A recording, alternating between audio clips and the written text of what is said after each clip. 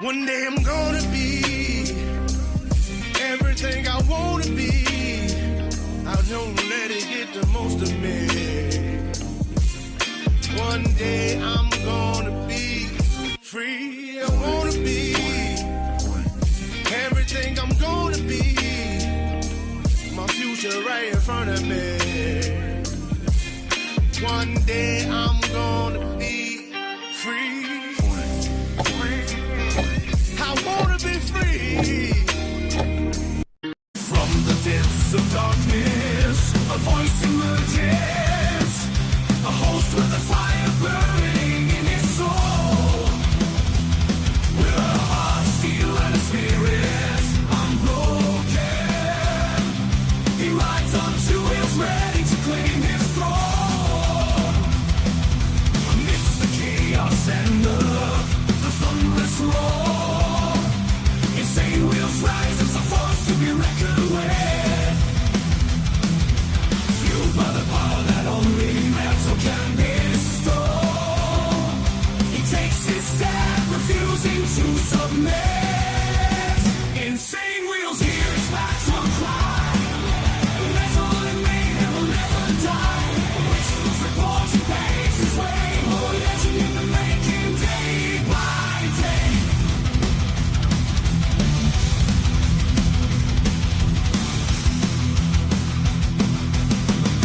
Another day, another dollar. We made it through halfway. You know what I mean? We're here on a hump day morning. Good morning to everyone. Hopefully you're all enjoying your morning. Yeah, we got a lot to push through, like I said in the chat right as we started up. We have a lot to go through. We have Netanyahu's push into Gaza, as well as U.S. Envoy Steve Witkoff visits Putin, as well as Trump later on today will be making an announcement. I don't think he'll necessarily be doing that on our live today because, as you guys know, we're live for only an hour. So we may not catch what the quote-unquote announcement is.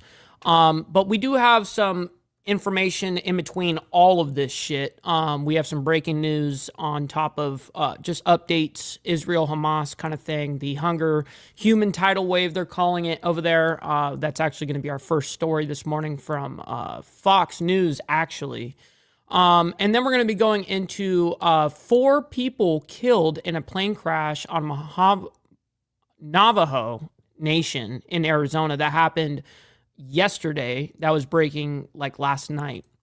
And then we have some updates on the Epstein files, Clinton's, Trump's DOJ subpoenaed in congressional probe, as well as Netanyahu, as you guys see here, considers push to fully occupy Gaza, as well as obviously Witkoff going over there to Russia, as well as this morning, an hour ago, Abbott, the governor over there for Texas, Abbott warns Texas Democrats amid restricting showdown. So that he, I guess, appears on the Will Cain show. That's going to be interesting. I haven't actually seen that, but that just happened an hour ago. So with those, there's only 1, 2, 3, 4, 5, 6 different things we're going to be talking about today. Most of them have some sort of length to it. Couple of the breaking stuff is only like a minute or two or whatever. But anyways, make sure you guys hit that like button on the way in. It helps out the show immensely, and it's free to do so. If you guys are brand new to the show, make sure you guys hit that subscribe button because it's also free. Please consider becoming a member, though. This is starting at $2.99 a month, but check it out. This is the exact way that we get to speak the way that we do. Instead of relying on views and crazy radical things to be able to garnish attention to get views, we don't do that over here. We're 100% funded by you guys in the Breakfast Club, man, so thank you. Follow my Instagram right here at BallValveTV, where I post everything behind the scenes of not only my life, but as well as the show, Millennial Food Time, breaking news, all of that great shit. It's a great way to get a hold of me one-on-one on a personal level. We also have a Discord server. Make sure you guys go into the description box below of every video. We have the Discord link available for all of you guys, where we continue the conversation after the show. And last but not least, every super chat, super sticker, gifted membership sign up, all these things are going to be shouted out and presented live onto the show. And of course, we're going to shout you out. But if you guys would like to skip that YouTube 30% brutal cut that they take from your hard-earned cash, we have these platforms right here scrolling for the remainder of the show. And of course, I'll shout you and your message out over there. I've got my phone up and ready. So if anything comes through, I will definitely be able to see that right away. I'm trying to be really good about that shit. Anyways, good to see everyone in the building, man. Always appreciate you guys. We got Prez up at the building. Good morning to you, kind sir. We got Peaches as well as Steve Easy. And yes, there is going to be a bit of small hat discussion today. We got So Loud, brother So Loud, my man over there from the Boondocks in North Carolina. Shout out to you, man. Good to see you. We got Rabbit of Chaos as well as Path Killer, my man. Much love, honor, and respect, kind sir. Good to see you as well as Gary. Good morning, good morning. Mount High, my man. Appreciate you as always. As always, man. We got our left-handed tobacco ready to go. By the way, Steve Easy coming in for a member for 19 fucking months. Let's go. That's awesome, dude. I think him and I think it's Papa Penguin, both of them share having the same length as a member, man. That's awesome. Very much appreciate that. As well as right before the show had even started, actually like 40 minutes before we had even started, Slutty Gorilla Biscuits, my man, coming in with the 2 gifted before we had even started. So I really appreciate his contribution and help towards the channel, man. It helps out a lot. Thank you guys for your contributions. We got Miss Lotus up in the building over there in Florida. Good morning to you. We got Papa Penguin as well. Christopher Collins over there, actually down there in southern Alabama. Good to see you. Sick Bastard, my man, as always. We got Nyakus. Great to see you. It's been a minute. Hopefully you're doing well this morning on your hump day morning. All right, let's go ahead and get into the craziness this morning. Let's check it out. America's newsroom on the ground again today Rabbit in of Chaos. Israel Good as morning. escalating tensions here in the Middle East reverberate around the world. Yesterday, we took you for a rare and exclusive look inside of Gaza.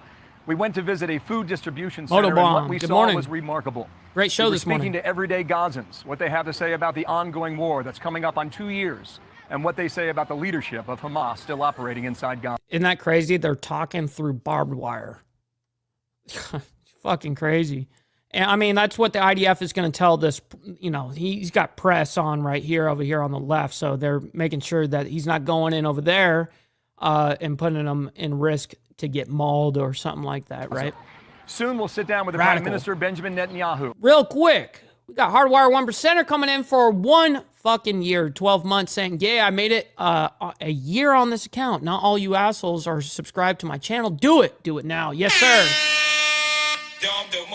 I appreciate that. You hit the 1 year mark, kind sir. Great to, it's always great to have you, man. Always appreciate you. Yes, if you guys haven't gone to Hardwire, he's got a great show. He goes on once a week, hangs out with everybody. It's a great time.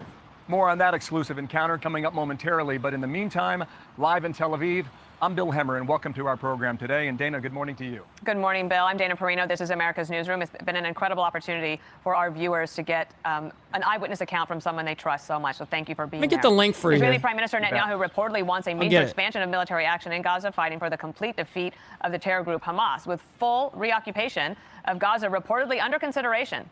Netanyahu convening his security cabinet tomorrow, and President Trump spoke about it yesterday. Thank you, Mr. President.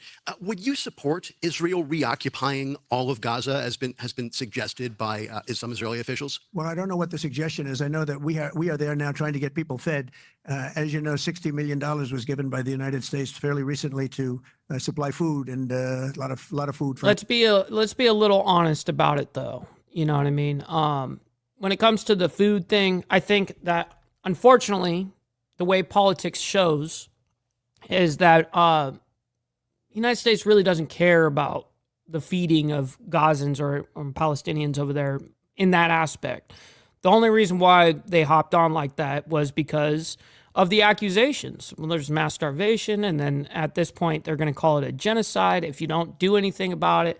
And so this is politics. This is unfortunately politics, and I hate to call it out like that, call a spade, but unfortunately that people's lives is just politics to people. You know what I mean? So it's an unfortunate event, you know, going on over there. People of Gaza that are obviously not doing too well with the food. And it's an international issue, by the way. This is not an Israel only and American problem only. It's not. It's an international issue when any place like this is having suppression of food or lack of food, starvation, mass starvation. All of these things are international issues. All of us should be getting on board to be able to help the situation. Instead, it becomes politics, what it ends up becoming. Israel's going to help us with that in terms of distribution. That's what I'm focused on. Yes, as far sir, as, GB. The rest of it, I really can't say. That's going to be pretty much up to Israel. All right, Bill, there's so much to ask you. Let me start with this. Do you believe that Israel is going to go back in? Well, that's the conversation that Benjamin Netanyahu had yesterday with his chief of army. Apparently, their meeting lasted 3 hours. He's going to meet with his cabinet on Thursday evening after we have an opportunity to sit down and talk to him in Jerusalem. That happens. Brother Dean Savage, my man over there in Israel. My man, great to see you. Hopefully you're enjoying your afternoon, but it is still hump day for you. Great to see you. With regard to the aid that the president just mentioned there, we were with an organization that's received at least 30 million of the 60 million that the president mentioned with the Gazan Humanitarian Foundation. A lot of former special forces, Americans. We were in the southern part of Gaza yesterday near a town called Rafah. Very impressive display. They've been operating for a little more than 2 months. Hasn't been easy. Some starts as we go. This was just as of yesterday, this film right here, by the way. Listen to Mike. We're only using his name, Mike. That's the request he made right, for his Dean. own security. I got mine ready. That condition. He's an American, former special forces. He's in charge of security for this organization. Watch here. So this is a berm here that's been set up with all this razor wire in every direction. This is the gathering area. Right. So just north of that, you can't see them, but there's crowds of people up there right now. Probably 3,000 to 5,000 people up there. And the IDF is holding them back with some warning shots. And as soon as that stops and the tanks pull back, that's a signal to those people. We'll put a green flag up as well. That's a signal for them to come in. Now they'll come flooding in to this site here, down these 2 roads, and then down here, down the center. The only reason why they should care about Gaza and their ordeal is because they're going to get a ton of political pushback. You know what I mean? That's unfortunately the way this shit works. Not because of, hey, we need to help people's lives. No, it's not about that. It's all politics. And that's one thing that really does bum me out about shit like this. Well, you'll see it look like a human tidal wave. Yeah, indeed That's it does, right, Carney. too. You see the young boys who Good morning, by the way. They're the healthiest of the group. They're the fastest of the group. They grab what they can when they can. Dana, we just reached out to their organization a short time ago. They have 4 sites set out through Gaza. Yep. That 26-mile stretch of land that we've been talking about for the past 2 years running. They went to 2 distribution sites today, and they tell us they put more than 1.1 million meals delivered again today. 1.1 million meals in 2 locations out of the 4. That's incredible, actually. But there's a process in motion here. Wow. Plus the other countries from overseas that are doing airdrops in the Gaza as well. They see the need, they're trying to meet it, but it is a big, big challenge, Dana. And then one of the things that is, I guess, making it more difficult is that it is an ongoing war situation, and Hamas continues to hold on to the hostages. Yes. Lawrence Jones had an incredible interview with the brother of the hostage that Hamas basically exploited the other day on video, showing him starving. And I wonder what it's like to be there in the middle of it, where you're trying to provide aid. Dude, they can't even feed their own people. You think they're going to be able to afford to feed or care to feed the hostages that are down in the fucking Gaza tunnels? Get the fuck out of here. To an enemy that is being suppressed by the leadership, which is Hamas. Yeah, it's an ongoing conflict. I agree, Pablo. You must understand that. Everybody's trying to fight for their own safety and security. With regard to Lawrence's interview, I thought that man made such a presentation on behalf of the UN yesterday and standing up for his brother. It was quite emotional. I don't know how any human heart cannot listen to his pleas and the pictures he showed of his... Yeah, but you're focusing on one side, one victim on one side. And when you do that, you're showing way too much favoritism. And that's exactly what Steve is saying here. The propaganda from both sides is annoying as fuck. And it is annoying as fuck. And that's where guys like me come in and try to analyze the situation and understand, hey, there's going to be some bias here, or whatever the case is, and actually present some fair shit. Because I'm going to show every kind of side of the equation. I mean, I'm the guy that'll show Al Jazeera. I'll show all that...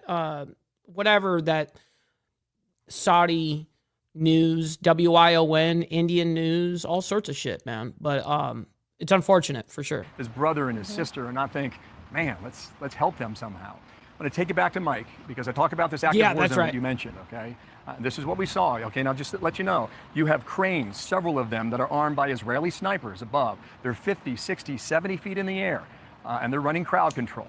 Watch this.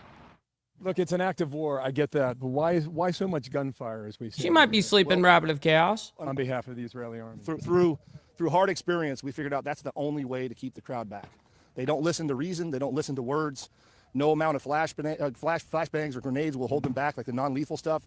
They end up running through. The only thing that holds them back is the threat of gunfire hitting right in front of us. We're not doing it. And you have to think they're desperate and they're hungry. That's right. Of course. You can feel the desperation level rise as and you guys saw the stampede of people that were, just taken over yesterday. We presented some video from Reuters or whatever. I believe that we showed that, and it's just wild. It's a wild landscape when people get hungry and they're desperate. Dude, it's very cliche, but desperate people do desperate things. As they come in, you'll feel the energy terrible when they come in. It's palpable. Yeah, and Cheers. You heard him say we're not doing that. He's referring to the U.S. And the American operation that's underway there. Then you asked me at the beginning whether or not the Israelis are going to go back into Gaza. Ironically, 20 years ago this month, August 15th of 2005, the then Prime Minister, Ariel Sharon, ordered all the Jewish settlers to come out of Gaza, and the Israelis left 20 years ago this month. We'll see what he says about that tomorrow. Who even gives a shit? We'll go ahead and move on now. We're going to bring you guys into some breaking news here that happened yesterday to give you guys complete transparency there. Yeah, it happened 16 hours ago. But this was breaking. I saw this. 4 were killed in a plane crash on Navajo Nation in Arizona. So, I guess it went down into their lands. I do want to talk right now about a breaking news event out of northeastern Arizona as 4 individuals were tragically killed in a small plane crash. I do want to put up this, some images we're getting in from the scene as 4 people were killed while on the way to pick up a patient from a hospital. A small dual propeller plane crashed on the Navajo Nation. The August 5th crash killed 4 What's up, Mark? Good morning, kind sir. Great to see you. People on board. Next of kin notifications were made by the New Mexico Aircraft Company. So a tragedy there that it looks pretty small. I guess it's out there, just out in the field like that, but maybe it's a little 2-seater or something. But 4-seater happened around. Obviously 4 people were killed in the crash, and unfortunately, I don't think you're gonna, have more passengers than that and survive. For damn sure. That's just my guess. But real quick, make sure you guys hit that like button in between this. I know this is not a very good place for me to pause and ask you guys to like something that is kind of hardcore, but I'm not asking you guys to like what's happening around the world. I'm asking you guys to hit the like button for me and my takes. It helps out the show immensely, and it's free, by the way. And just we got to do it for the pocket watchers out there. Just a little in between. Maybe you need to donate some freaking money. Donate. Maybe you need to donate some freaking money. Maybe you need to donate some freaking money. Donate. Maybe you need to donate some freaking money. Donate some freaking shit. All right. 12:40 local time. The small aircraft en route to pick up a patient from a nearby hospital when the crash occurred. FAA investigators are looking into what exactly caused this crash there. Damn. That looks fucked up. The Chin-Lee Airport. And we're also hearing a statement coming in on Facebook from the Navajo Nation about this incident, saying that the small dual propeller medical transport plane crashed and caught fire around 12:40 this afternoon near the Chin-Lee Airport. Way. 4 people, all non-local, were on board and confirmed deceased. The small aircraft was en route to pick up a patient from a nearby hospital when the crash occurred. Next of kin notification were conducted by the aircraft company. They're going for a patient. Good thing you didn't pick them up yet. I didn't know that they would have had a bigger area than being able to seat 4 people in that plane. But go fast racing. Great to see you, by the way. Good morning to you, and hopefully you're enjoying your hump day morning. Investigation is now beginning. The cause of the crash is unknown at this time. Currently, all access to the airport is closed for investigative purposes. The Navajo Nation and other services are on the scene, saying this is a tragic loss for the families of those on board. Yeah, this just happened 16 hours ago. This was breaking news 16 hours ago. We got chatting with Stacks, my man. Great to see you, my man. Hopefully you're enjoying your, hump day morning so far. Great to see you. Forward to the medical, air, and first responder community. We extend our deepest condolences to their family and loved ones during this time. All right, very sad story there out of Arizona. It is terrible. We're going to provide any updates as soon as... And of course, if I get any updates on this, you guys know that I'll be updating you that, as we go. All right, next up, 12 hours ago, 12 hours ago, there was an update on the Epstein files. Trump's DOJ was subpoenaed in the congressional probe. We're going to bring that up. We're not going to play the entire thing only because it's 20 minutes long. We're not going to do that. We're not going to sit here and watch one thing for 20 minutes on here. But we will skip through the bogus bullshit or whatever, and then we'll go anything that we may already know about that we've reported on maybe once, twice, 3 times. We'll skip through that too. And welcome back here to Live Now from Fox. Why is he so loud? Jesus. Let's go ahead and bring that down a little bit. Craft even more headlines. These What's up, emanating Joseph? Good out morning. of Capitol Hill. Great This to is see what we you, know. man. The House Oversight Committee subpoenaed the Department of Justice today for files in the sex trafficking investigation into Jeffrey Epstein. It's part of a congressional probe that lawmakers believe may show links to President Trump and other former top officials. The Republican-controlled committee also issuing subpoenas for depositions with former President Bill Clinton, former Secretary of State and First Lady Hillary Clinton, and 8 former top law enforcement officials. Fox News Capitol Hill correspondent Aisha Hasni with more details. Real quick, we got Steve Posey, my man. Great to see you, by the way. Good morning, good morning. Tonight, former President Bill Clinton and former Secretary of State Hillary Clinton are facing congressional subpoenas to testify in person about Jeffrey Epstein. The House Oversight Committee summoning the Clintons and 8 former FBI directors and attorneys general spanning from the Bush era to the Biden White House. The historic move comes as pressure grows on Republicans and the Trump administration to release the Epstein files, and as President Trump points his finger away from himself. By the way, I never went to the island.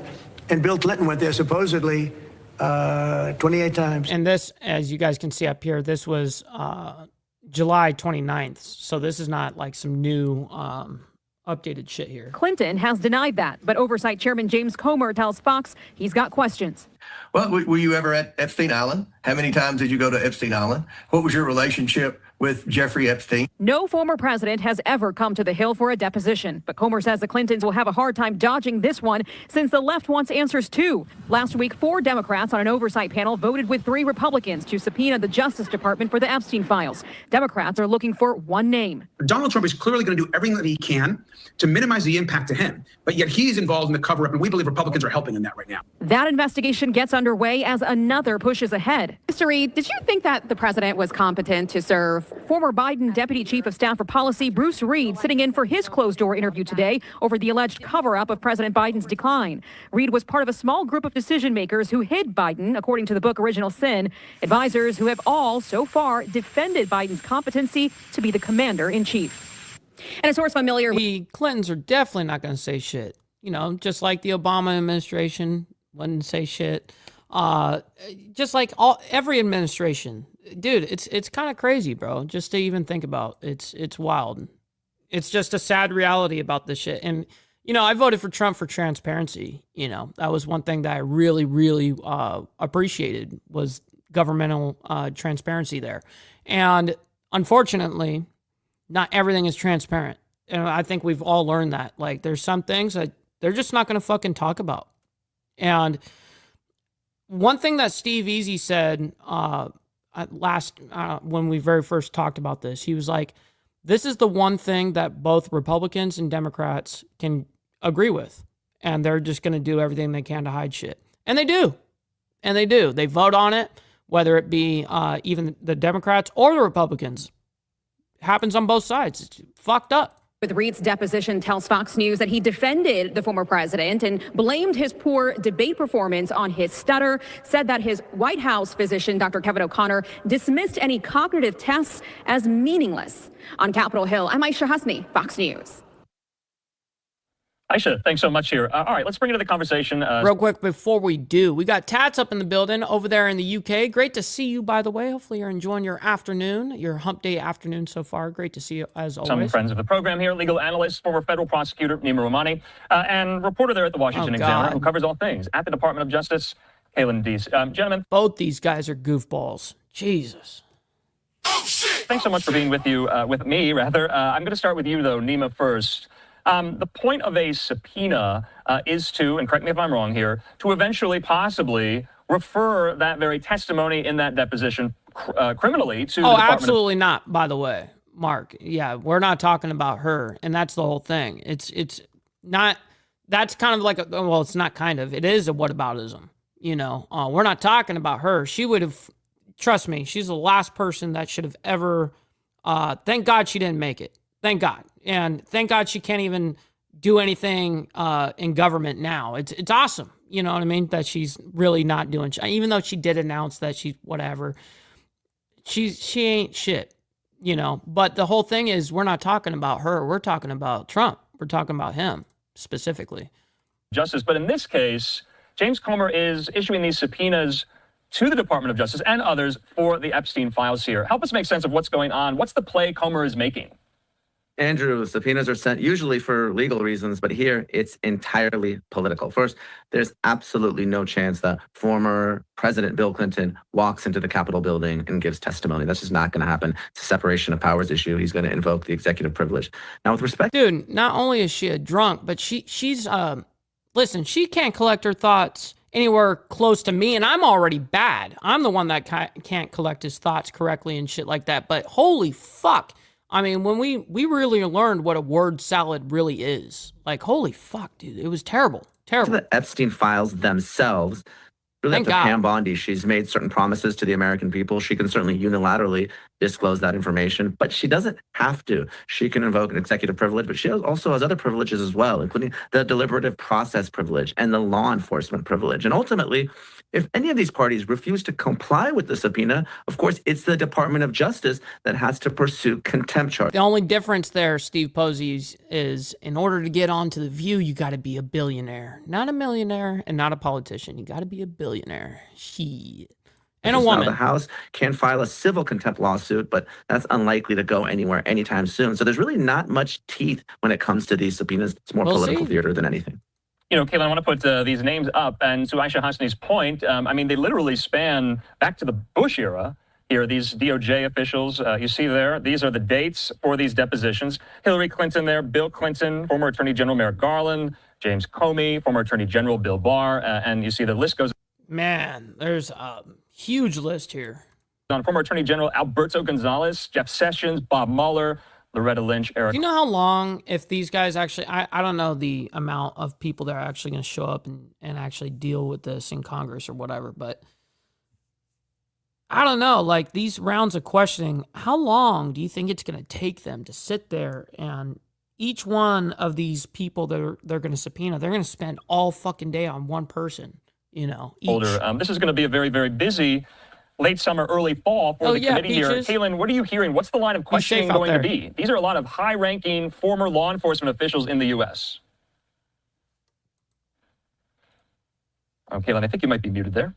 Yeah, I think the line of questioning is definitely going to be surrounding exactly what happened with the Epstein saga from the beginning to the end. There's going to obviously be an effort to paint a timeline that the American people can see that starts with the original 2000s case, ends with the Ghislaine Maxwell case that was prosecuted. But ultimately, as Nina said, there's going to be so many stopgaps in the way of these subpoenas to actually be enforced. And what's interesting is that we have this parallel probe happening with the Biden auto pen investigation. That's an investigation where the DOJ actually wants. Yeah. We already know about that. We know about that. And we all agree. The auto pen bullshit, yeah, this is fucking crazy. And that shit theoretically shouldn't be into law if it wasn't signed by him. I agree with those things.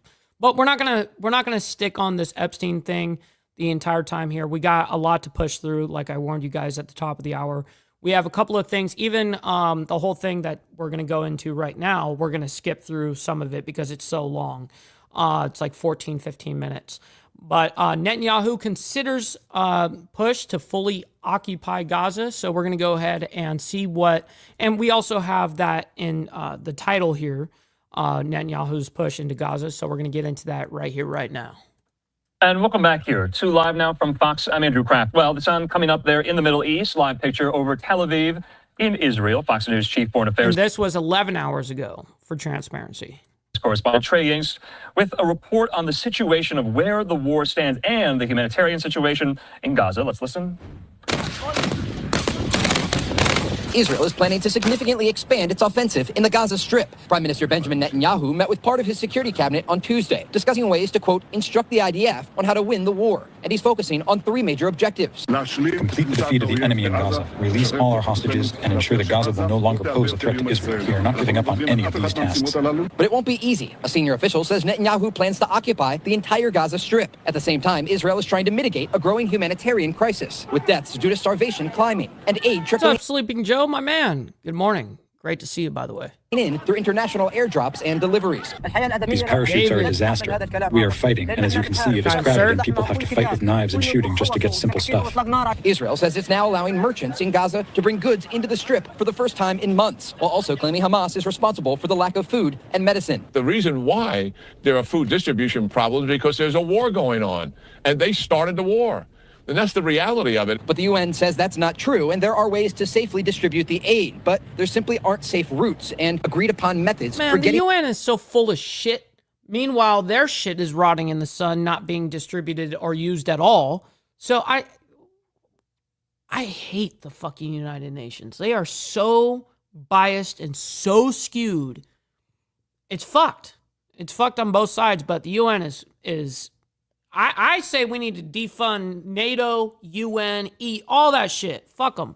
These supplies into the hands of Palestinian civilians. While we have had some comment, it remains far insufficient to the needs. The IDF chief of staff was scheduled to visit the U.S. this week, but he's now staying in Israel amid plans for a new offensive. In Tel Aviv, Trey Yingst, Fox News.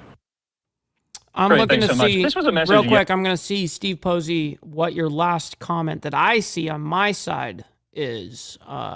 This is my last one that I saw that came through, by the way. Kamala is headed to the View. So we didn't see any of it.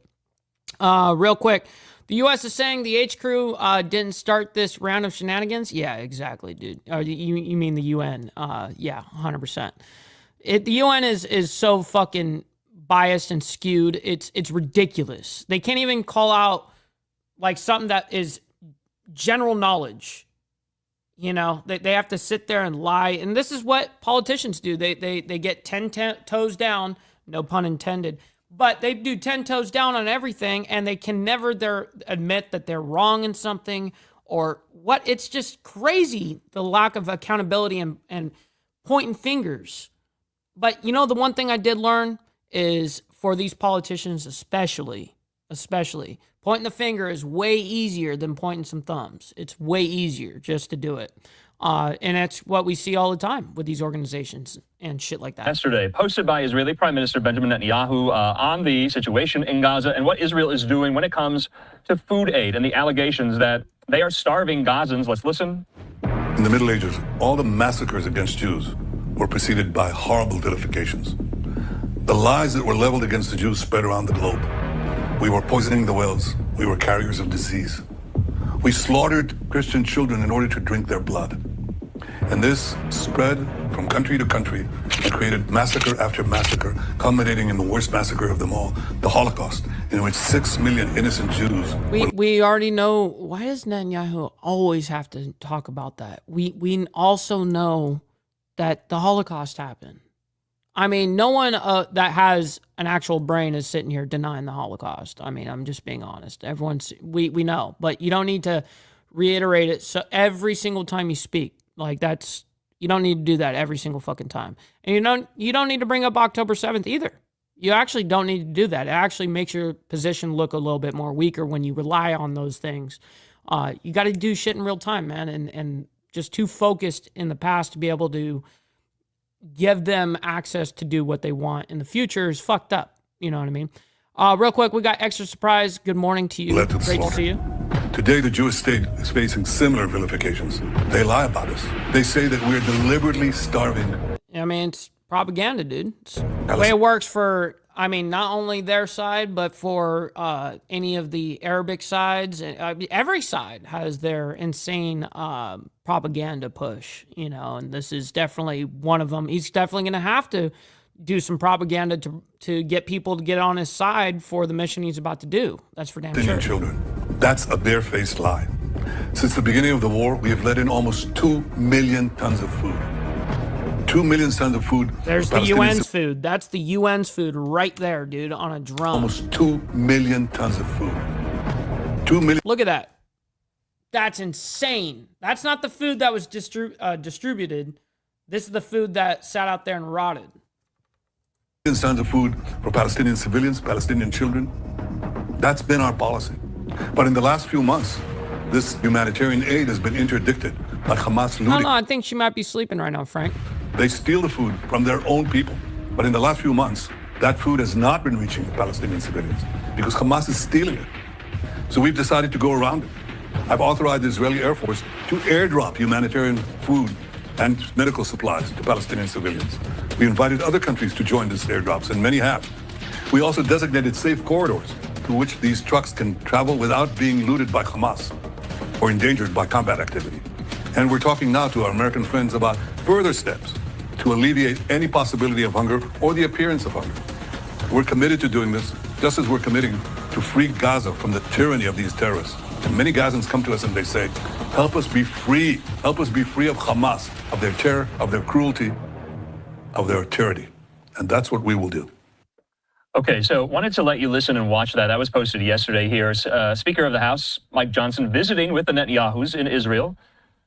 Benjamin Netanyahu posting a photo of them, saying Prime Minister Netanyahu and his wife Sarah met last night with the Speaker of the United States House of Representatives, Mike Johnson, and his wife Kelly Johnson in the community of Shiloh in Samaria. You also see there in the photo the U.S. Ambassador to Israel, Mike Huckabee, and his wife Janet Huckabee. So in the meantime, had to get that in there. Let's bring in the conversation now. Our friend and colleague, you know him, national security analyst and expert and retired Marine intelligence officer Hal Kemper. He joins me. Hal, you watched that video from Netanyahu offline there alongside me. What does it say about the state of Israel's reputation, their international standing, that Netanyahu felt the need to put out that video, do you think? And I'm going to kind of lead the witness here in the question, can Israel's reputation rebound from all this? Andrew, that is a great question. Of course, they're being vilified all over. The answer is yes, but it's going to take some fucking time on an international scale, but they're always going to be the enemies of the axis of resistance. They always will be. I mean, the Middle East, I don't see there ever being any type of peace there, but I'm talking on a grander international scale. Yeah, it's not going to happen overnight. The place. In fact, last week, it sounded like there was a growing rift between the U.S. position and Israel's position when Steve Witkoff was saying, hey, look, we don't want an incremental deal. We want all or nothing. We want all the hostages out. It sounded like he was kind of almost pushing something similar to what we'd heard from the Arab League or heard from other organizations. And so it had us kind of scratching our head.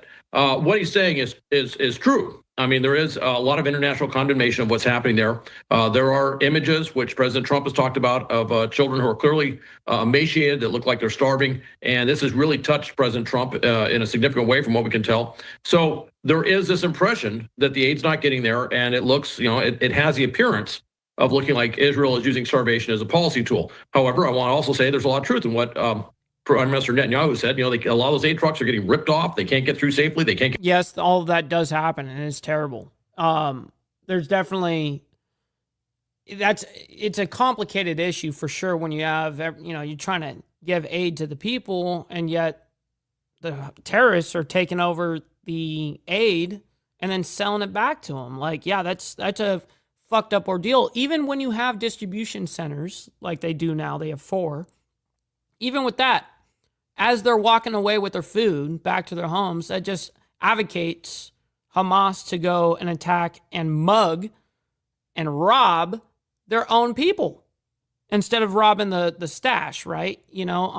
So, and that is happening. Get the aid where it needs to go. Too. And because there's so few safe routes to get things in there, the aid doesn't get distributed as widely as it needs to get. So you have a lot of places where they just aren't getting aid. And so that does kind of underscore or that impression that the aid isn't getting in there. Not due to lack of trying in some cases, but due to lack of just physical limitations of being able to deliver it. And I should mention one thing. That's true.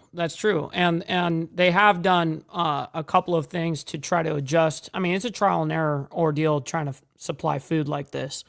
They've tried, having an American organization there doing the, handling of the aid, surrounded with the IDF. They've tried airdropping, and they've airdropped a lot of food. They did. Yeah, it's actually pretty wild to watch. That airdrop stuff, it looks fantastic. It's very impressive. it just doesn't provide the quantity of aid that needs to get in there, but it does look very impressive. But Hal, now we're talking about quantity of aid. I mean, the allegations against Israel are that they are starving Gazans deliberately. That yeah, but what about economically, Papa Penguin? Not giving them anything. Well, that gets into quantity, and that's, there is aid going in. That's undeniable. It's that there's not enough aid to keep from starvation. I'll give you a quick statistic. The GHF, which is that foundation, which is Israel. Gaza Relief or Gaza Humanitarian Foundation. And U.S. runs. They say we are feeding over a million meals a day. Okay, that sounds very impressive. There are over 2 million Palestinians in Gaza. So if you're feeding 1 million meals a day, that means a person is getting 1 meal every other day, which interestingly is something that's come out of Gaza from other sources saying that's about what they're getting is 1 meal every other day. That's just not sufficient. Okay. Yeah, that's live picture there in southern Israel. That's crazy to think about. I didn't even think about the numbers there because there means 3 million people there, and that's just the math ain't mathin', right?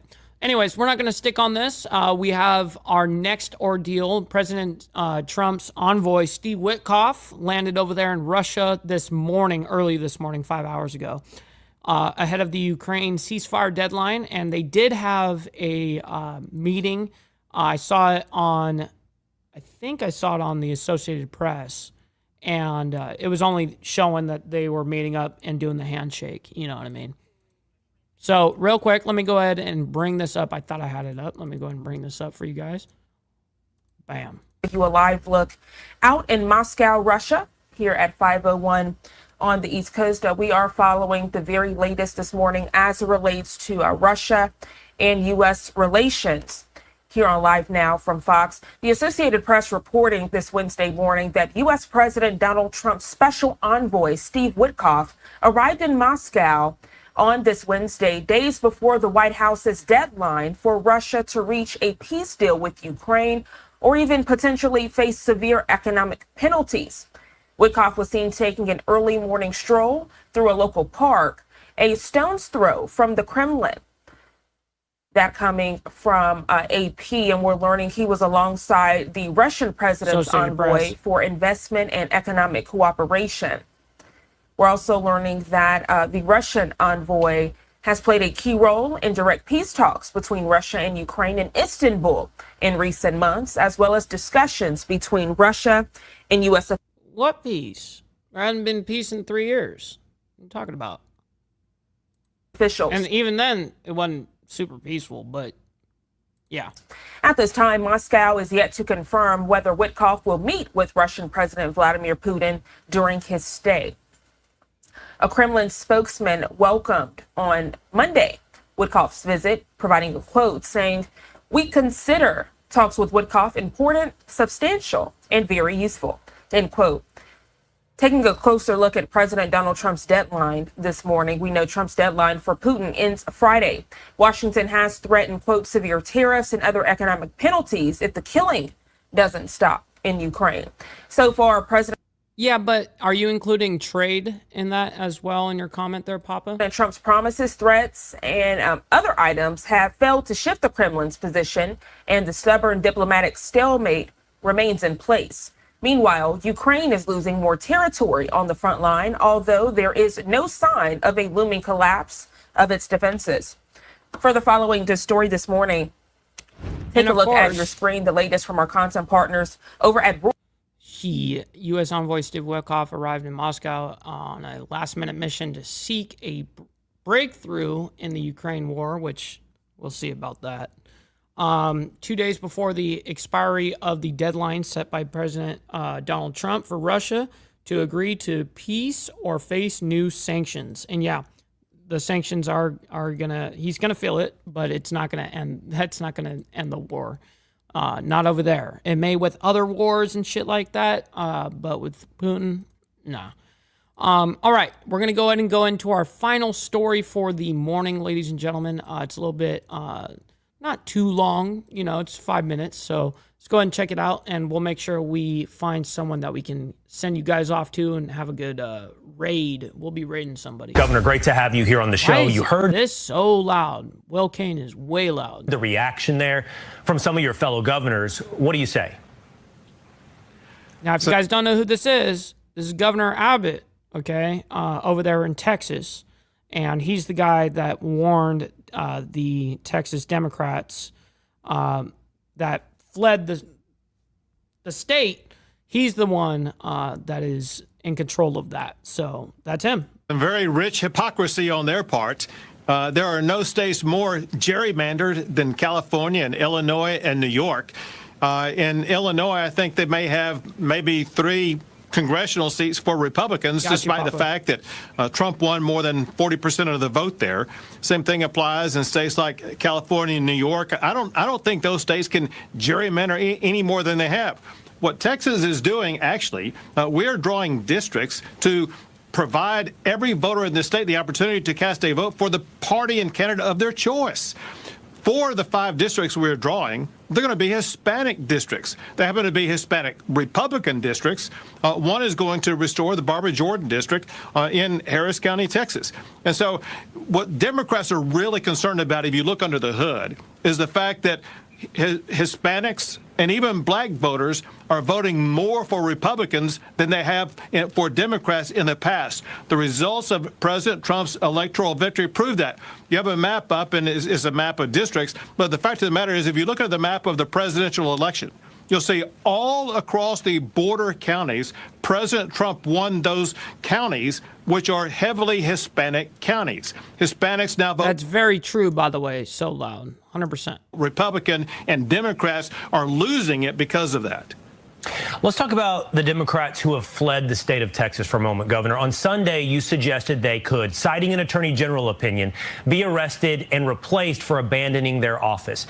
Earlier today, I spoke to Representative Oliverson here in Texas, and he made me aware, which I was not aware, that some of the Democrats who are not showing up for a quorum are actually still here in the state. So is it the case that you could actually arrest those representatives and bring them back to Austin to establish a quorum?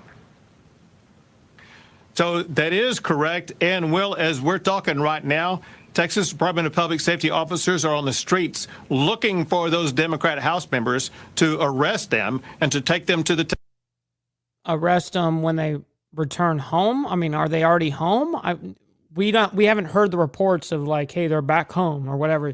The original report was like, yeah, they have to be away for like 14 days or 12 days for the whole thing to work or whatever, something like that. So how's that going to work? You can't arrest outside your state. And this is a civil charge, remember. This is not a criminal charge. This is a civil arrest, which I really don't understand how that's going to work.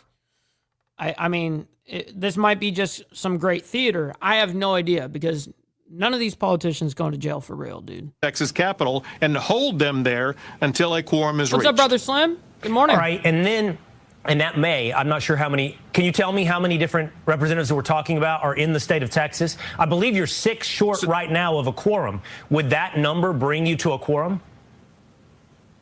So that's a fact that we don't know yet. We don't know which Democrats remain in the state who are not yet identified. We don't know exactly how many are out of state. And you can't arrest out of your state. You can only do your civil arrest inside your state. But know this also, Will, and that is the Texas Department of Public Safety is also working with officials in other states to find ways in which we can try to arrest the Texas Democrat members in other states and bring them back to the state of Texas. Well, that was my next question I was going to ask you, Governor. Of course, Texas DPS would have limited powers to arrest anyone out of state. Most of these Democrats have fled the state for that express purpose. Representative Oliverson has said that both you and Attorney General Ken Paxton, though, have looked into whether or not they're funding these trips or fundraising off of these trips, which would amount to bribery. Would that open up the potential for you to go retrieve some of these representatives who have fled the state? It opens up several opportunities. One, bribery in Texas is a felony. Felony is the type of offense that we can issue papers to have these Democrats brought back. Another thing, though, that the Democrats don't seem to know, and that is taking or receiving a payment like they have to escape or not take a vote subjects them to forfeiture of their seat. That's going to be one of the legal grounds you're going to see asserted here immediately to seek. See, that's where the punishment can be. I think that's where the punishment you should go for is get them the fuck out, essentially, and force the hand that way, not necessarily with arrest or jail time, because that's, let's be realistic, that's not going to happen, right? The vacation or elimination or abandonment of these House seats by the Democrats. So we will remove them from office and call for elections to replace them. That's right, man. That's right, Lil Paul. Hey, very much appreciate you hanging out with us this morning. Hopefully you're enjoying your hump day morning so far. Timeline, you said immediately. My understanding is that is a legal process. It would have to be established by a judge. At least that's the opinion of the Attorney General, I believe established in 2021. And that would require a judge to discern abandonment. So that seems like that could take some time. So when I say immediately, I'm talking about when all the paperwork is going to be filed with the courts, which is going to be immediately. Secondly, there will be requests for immediate responses from these courts, knowing that they're dealing with an immediate timeline. You're a lawyer, you know you can go into court and you can get a quick resolution for matters that have a short timetable. That's exactly what we're dealing with right here. There's a lot of different elements to democracy. I'm just not sure when it became an acceptable element of democracy to flee the process in protest or deprive the democratically elected representatives of a majority vote. But several times now we've seen this play out in the state of Texas. So we'll be following along over the next couple of days. Thank you. Yep, and we'll definitely be following it up on all of this, of course, every single morning. That's what we do, you know what I mean? Aside from Sunday morning, we have our one day off. We got to have your one day off. But hey, so speaking of shows, by the way, we're going to be back this evening for the Diamond Effect, 7 p.m. Central Standard Time, 8 p.m. Eastern. If I don't see you guys then, we'll see you guys tomorrow morning for more of the World's Madness, of course. Remember, guys, stick around. We're going to be rating our buddy Carney, so make sure you guys hit the like button on the way out. Very much appreciate your guys' contributions, help, and donations, man. I'm very, very honored by that, by the way. And thank you guys for your engagement, your comments, all of that, man. I'm very honored. So, with that being said, much love, honor, respect to everybody. We'll see you guys tomorrow morning and tonight. So, anyways, much love, honor, respect. See you guys. From the depths of darkness, a voice emerges, a host with a fire burning.